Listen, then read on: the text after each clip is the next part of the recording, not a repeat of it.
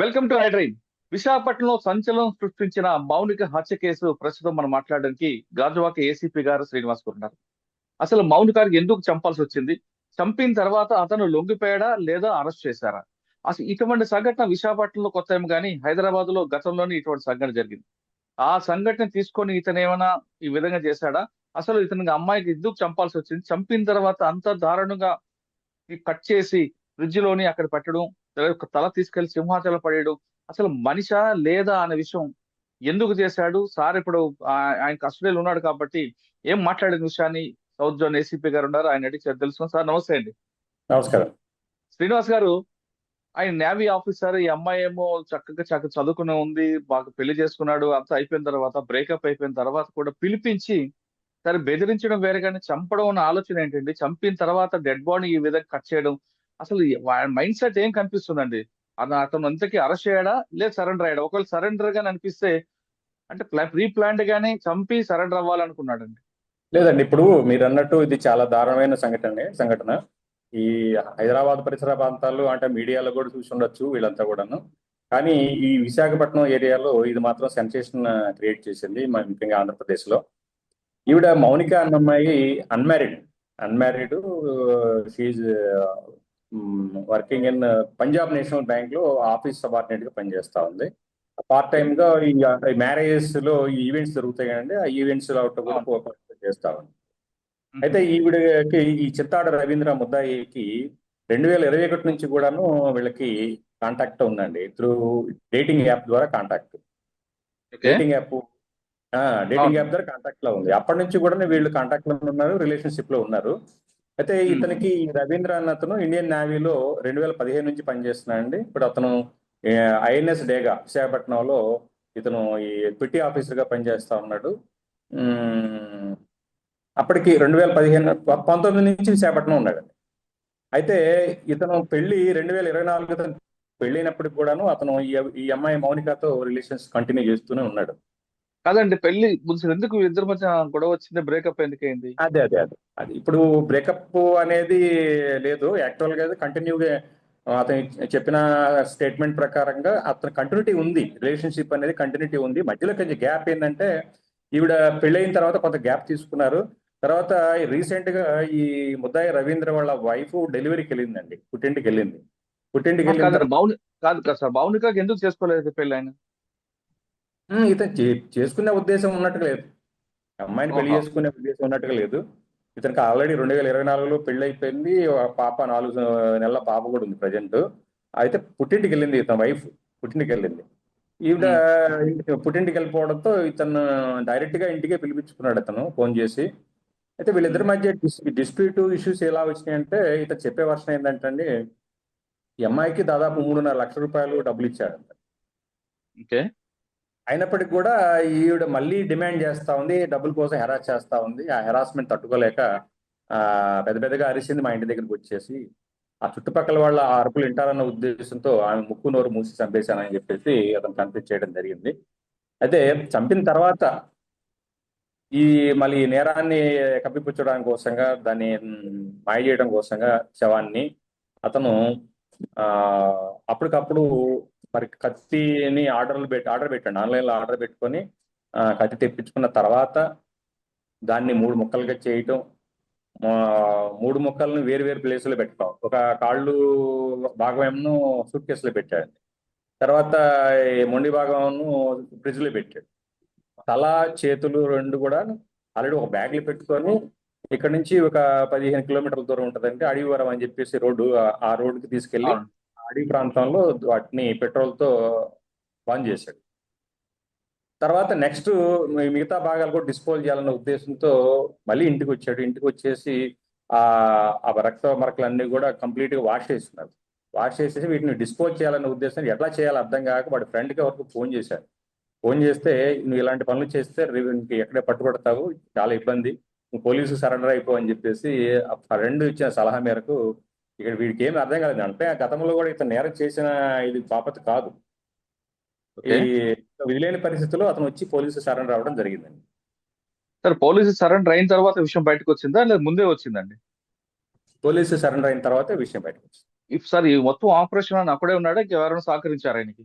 అందుకే ఒక మనిషిని చంపి కట్ చేయడం అనేది ఇంత ఈజీ కాదు కదా. ఇప్పుడు ఏంటంటే ఇప్పుడు వరకు చేసిన దర్యాప్తు ప్రకారం ప్రజెంట్ అతను ఒక్కడే ఉన్నాడు. అతను ఒక్కడే చేసినట్టుగా, అంటే చంపడం అనేది అది త్రూ సఫకేషన్ ద్వారా జరిగిందండి. ముక్కు నోరు మూయటం సఫకేషన్ ద్వారా ఆమె చనిపోయింది. చనిపోయిన తర్వాత బాడీని డిస్పోజ్ చేసే క్రమంలో ఇవన్నీ కూడా ఇతను మరి మీడియాలో చూసి ఇవన్నీ చేశానని చెప్తున్నాడు. ఆ మీడియాలో చూసినందువల్ల వాటినన్నిటి కూడా ముక్కలుగా దాన్ని డివైడ్ చేసి వాటిని డిస్పోజ్ చేయాలని ప్రయత్నం చేశాడు. కానీ అతను ధైర్యం చాలక అతను మనకు పోలీసుకి లొంగిపోయాడు. సార్ మీడియాలో చూసంటే ఏం అంటే సోషల్ మీడియాలో చూసాడా, ఎక్కడ చూసాడట ఆయన? అదే మీడియా అంటే అన్ని ప్రింట్ మీడియా, ఎలక్ట్రానిక్ మీడియా లాంటి ఇన్సిడెంట్స్ చాలా జరుగుతూ ఉన్నాయి కదండి. ఆ క్రమంలో వీడు ఆ డిసిషన్ తీసుకున్నాడు. ఏదో రకంగా దాన్ని మా శవాన్ని మాయం చేయాలని ఆ ఉద్దేశం. ఎందుకు డబ్బులు ఎందుకు ఇచ్చాడండి? ఒకటండి, వీళ్ళు ఇద్దరు కూడా డేటింగ్ డేటింగ్ వీళ్ళు కలిసి తిరుగుతూ ఉంటారు. కలిసి లవర్స్ గా కలిసి తిరగటం, సినిమాలు షికార్లకి బయట తిరగటం, ఆ విధంగా కలిసి రిలేషన్షిప్ లో ఉన్నారు వాళ్ళు. ఇప్పటి నుంచి కాదండి, కోవిడ్ పీరియడ్ నుంచి కూడా వీళ్ళు రిలేషన్షిప్ లో కంటిన్యూ అవుతూనే ఉన్నారు. ఓకే. అంటే ఫైనాన్షియల్ ఇష్యూలోనే గొడవ వచ్చిందండి ఇద్దరికి? ఆవిడ చెప్పే వర్షం ప్రకారంగా ఫైనాన్షియల్ ఇష్యూస్ లోనే హెరాస్ చేస్తుంది, డబ్బు గురించి హెరాస్ చేస్తా ఉంది.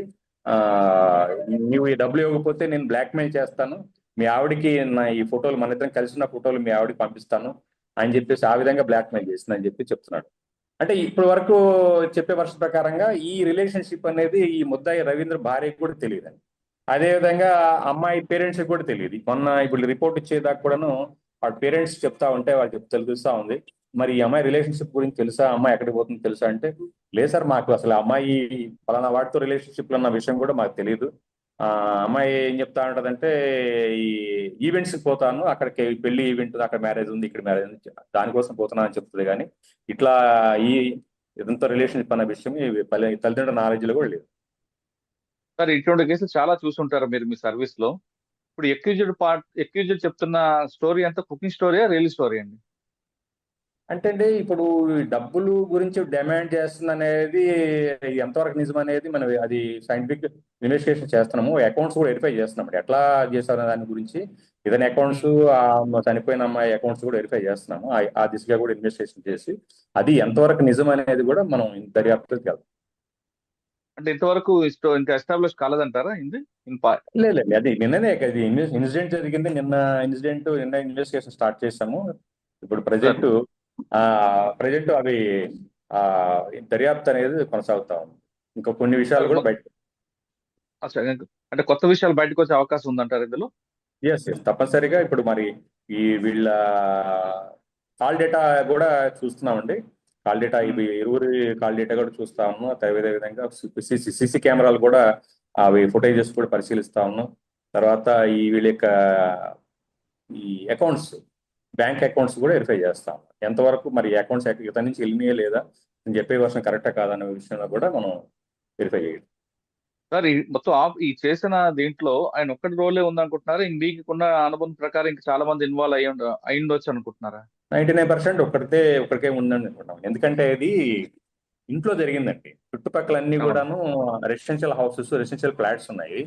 అక్కడ కూడా సీసీ కెమెరా కూడా ఉంది అక్కడ. కాబట్టి అక్కడ ఉన్న పరిస్థితులను బట్టి అతను ఎందుకంటే ఒక్కడే ఉన్నట్టుగా తెలుస్తాం. సార్ సీసీ కెమెరా చూసారంటున్నారు, ఇది బ్యాగ్ పట్టుకుని బయటకు రావడం అటువంటి కనిపిస్తుంది, ఇద్దరు ముగ్గురు కలిపి తీసుకొచ్చినట్టు అనిపిస్తుంది మీకు ఏమన్నా? ఆ ఫుటేజ్ చూసారా? వెరిఫై చేస్తున్నాం. సార్ ఇప్పటి వరకు ఆ డెడ్ బాడీ సంబంధించిన పిఎంఏ అంతా అయిపోయిందండి? పేరెంట్స్ ఇప్పుడు మార్నింగే ఇప్పుడు అది పిఎం కి జరుగుతా ఉంది, ఇంకా కంప్లీట్ కాలేదు. కేజీహెచ్ లో పిఎం టీమ్ ఆఫ్ డాక్టర్ చేస్తా ఉన్నాండి. లేడీ పైగా అన్మ్యారీడ్ గర్ల్, తర్వాత దారుణమైన మర్డర్ కాబట్టి మేము టీమ్ ఆఫ్ డాక్టర్ చేత పోస్ట్ మార్టం చేపిస్తా ఉన్నాండి. బహుశా ఇప్పుడు అయిపోయి ఉంటుంది పోస్ట్ మార్టం. సార్ ఇటువంటి బ్రూటల్ మర్డర్ లో ఖచ్చితంగా నిందితులు శిక్ష పడాలి అన్నదే మీ ఇంటెన్షన్. పబ్లిక్ ఒక మెసేజ్ పోతుంది, ఎక్యూజ్డ్ కూడా భయం ఉంటుందని. ఆ దిశగా మీరు ఎలాంటి ఇన్వెస్టిగేషన్ చేస్తున్నారు? ప్రాపర్ ఇన్వెస్టిగేషన్ అంటే ఆ చైన్ ఎక్కడ తెగిపోకుండా ఈ విధంగా చేస్తున్నారు?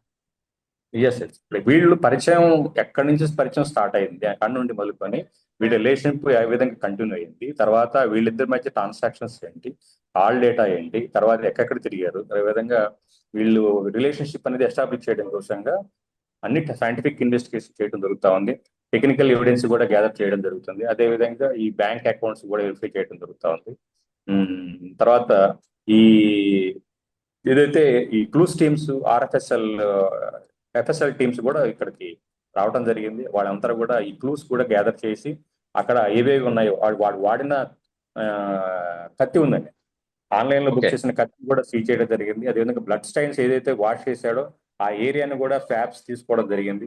ఆ స్వాబ్స్ తీసుకొని మరి అది వాడు అవి క్లీన్ చేయడం కోసంగా ఏమైనా వాటర్ వాడాడా, ఇంకేదైనా వాడాడా అనే దాని గురించి ఆ దిశ కూడా మనం దర్యాప్తు చేయడం జరుగుతుంది. ఓకే సార్, ఇందులో మెయిన్ ఎవిడెన్స్ కూడా మీకు ఆయనే ఇచ్చినట్టున్నాడు, కత్తి కొనుక్కోవడం, బుక్ చేయడం అన్నది. అదే మీకు మెయిన్ ఎవిడెన్స్ అవుతాము. ఎస్ అది ఆ యాప్ కూడా చెప్పాడు. ఆ యాప్ కూడా మనం చూస్తా ఉన్నాం. ఆ యాప్ కూడా మనం డౌన్లోడ్ చేసి అతను బుక్ చేసినట్టుగా ఎవిడెన్స్ లింక్ చేస్తాం. సార్ ఇందులో అంటే ఐపీసీ సెక్షన్ 302తో పాటు కాన్స్పరెన్సీ కనిపిస్తుంది. తర్వాత సాక్ష్యాలు తారుమారు చేయడం అంటే మన ఐపీసీ బిగినర్స్ కాకుండా 201 కూడా యాడ్ అవుతుందా? అవునవును, ఇది యాక్చువల్ గా మన పాత సెక్షన్ అయితే 302, 201 అంటారండి. స్క్రీనింగ్ ఆఫ్ ఎవిడెన్స్ కింద 201. ఇప్పుడు అన్ని కూడా మారిపోయినాయి కాబట్టి మనం బిఎన్ఎస్ కింద లేటెస్ట్ న్యూ క్రిమినల్ లాస్ ప్రకారంగా లేటెస్ట్ సెక్షన్స్ ఉన్నాయండి. దాని ప్రకారం బిఎన్ఎస్ ప్రకారంగా మనం కేసు నమోదు చేయడం జరిగింది. ఇదివరకు అయితే 302, 201 సాక్ష్యాలు తారుమారు చేసిన దాని కింద కూడా మనం ఈ కేసు సెక్షన్స్ కింద కూడా అతని మీద అరెస్టు చేయడం అయింది, రిమాండ్ పంపించడం అయింది. ఓకే సార్, ఫైనల్ గా ఇటువంటి సంఘటనలు విశాఖపట్నం కొత్త కాబట్టి కొంతమంది అంటే చుట్టుపక్కల అందరూ కానీ లేదంటే విశాఖపట్నం పక్క జిల్లా వాళ్ళు కానీ కొంచెం పానిక్ అయి ఉంటారు, భయందులు అమ్మ ఎంత దారుణంగా చంపుతారని. ఆ విధంగా భయపడిన వాళ్ళకి, భయపడబడుతున్న వాళ్ళకి యాజ్ ఏసీపీగా మీరు ఇచ్చే వాళ్ళకి మెసేజ్ ఏంటండి? ఒక విషయం అండి, దీంట్లో మెయిన్ అసలు ఎలా నేరం జరిగిందంటే, ఈవిడ అమ్మాయి డేటింగ్ యాప్ అనే దాని ద్వారా ఈ అపరిచిత వ్యక్తులతో పరిచయం చేసుకుంది. ఈ డేటింగ్ అనేది చాలా పెద్ద దారుణమైన కల్చర్ అండి. ఇది మన భారతీయ కల్చర్ కాదు, ఇది ఇంపోర్టెంట్ కల్చర్. అవతల వ్యక్తి ఎవరన్నా కూడా తెలియదు మనకి. ఆ డేటింగ్ యాప్ లో తను ఇంట్రొడ్యూస్ చేసుకోవడం, అతను ఎవరో లేనిపోయిన అబద్ధాలు క్రియేట్ చేసి తన గురించి ఎక్కువ చెప్పుకోవడం, ఈవిడ అతని గురించి హైప్ గా క్రియేట్ చేసుకోవడం, ఇమాజిన్ చేసుకోవడం, మరి వాళ్ళతో రిలేషన్స్ కంటిన్యూ చేయడం అనేది కరెక్ట్ కాదు. ఇది వెరితలలు వేస్తా ఉందండి. సోషల్ మీడియా మిస్యూజ్ అవుతాం. కాబట్టి ఇది మంచి ఉదాహరణ అండి. ఇలాంటి ఇన్సిడెంట్ అనేది మంచి ఉదాహరణ. యువత ముఖ్యంగా దీన్ని ఒక లెసన్ గా తీసుకోవాల్సి ఉంటుంది. ఎందుకంటే మనిషి తెలిసి ఎదుటి వ్యక్తి ఎవరో తెలుసుకుంటే బాగుంటది, కానీ మన రిలేషన్ కంటిన్యూ చేయడానికి తెలియని వ్యక్తి గురించి మనం ఆన్లైన్ ద్వారా పరిచయాలు చేసుకోవడం, డేటింగ్ యాప్ ద్వారా చేసుకోవడం అనేది చాలా దారుణమైనండి, భయంకరమైన ఈ ఇన్సిడెంట్ దీనికి ఉదాహరణ. తల్లిదండ్రులు, యూత్ అంతా కూడా దీని పట్ల అప్రమత్తంగా ఉండాలి. పిల్లల్ని చాలా జాగ్రత్తగా ఈ విషయంగా అప్రమత్తం చేయాలని చెప్పేసి కోరడం జరుగుతుంది. మౌనిక హత్య కేసు ఒక మెసేజ్ ఇచ్చింది అంటున్నారు ఏసీపీ గారు. దీనికి ప్రధాన కారణం డేటింగ్ గ్యాప్ ఉంది కదా అని, చేతిలో ఫోన్ ఉంది కదా అని ఎవరు పడితే వాళ్ళతో డేటింగ్ చేసుకుంటే ఇటువంటి సంఘటనలు జరుగుతాయని ఆయన హెచ్చరిస్తున్నారు. ముఖ్యంగా యువత కానీ తల్లిదండ్రులు కూడా చాలా కేర్ఫుల్ గా ఉండండి. మీ పిల్లలు డేటింగ్ యాప్ వేస్తున్నారంటే ఏదో పాశ్చాత్య సంస్కృతిని మీకు తీసుకొచ్చారని మీరు సంతోషపడితే ఇటువంటి విషయాలు మరొకసారి జరిగే అవకాశం ఉందని శ్రీనివాస్ గారు చెప్తున్నారు. ఇప్పటికైనా సరే మీ పిల్లలు ఏం చేస్తున్నారనే విషయాన్ని తల్లిదండ్రులు గుర్తించాలి. అదేవిధంగా చేతిలో స్మార్ట్ ఫోన్ ఉంది కదా, డేటింగ్ యాప్ చేస్తే అది పెద్ద క్రెడిట్ గా మాత్రం దయచేసి భావించద్దు. ఒకవేళ భావిస్తే ఇటువంటి సంఘటన మరోసారి వస్తాయని శ్రీనివాస్ గారు చెప్తున్నారు. ఇది విశాఖపట్నంలో మౌనిక హత్య కేసు మీద శ్రీనివాస్ గారి అభిప్రాయం. మరో విషయంలో మళ్ళీ కలుద్దాం. అంతవరకు నమస్తే. థ్యాంక్ యూ అండి. Thank you very much sir. నమస్కారం. iDreams, this police diaries is something very, very valuable towards that. I must really appreciate Murali, your insights. iDreams founder and CEO Chinna Vasudev Reddy Gartoni,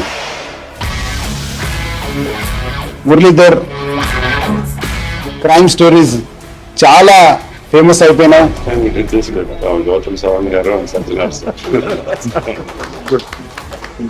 Well done.